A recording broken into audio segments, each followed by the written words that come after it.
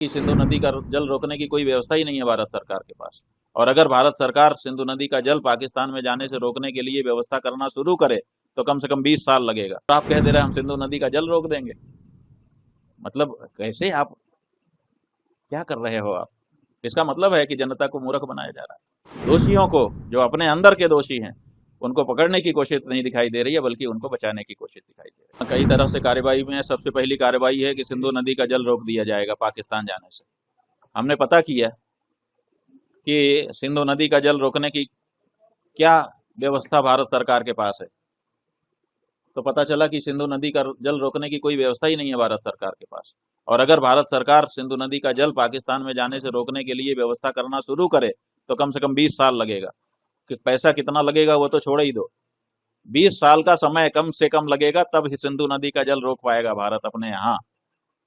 और आप कह दे रहे हैं हम सिंधु नदी का जल रोक देंगे। मतलब कैसे आप क्या कर रहे हो आप?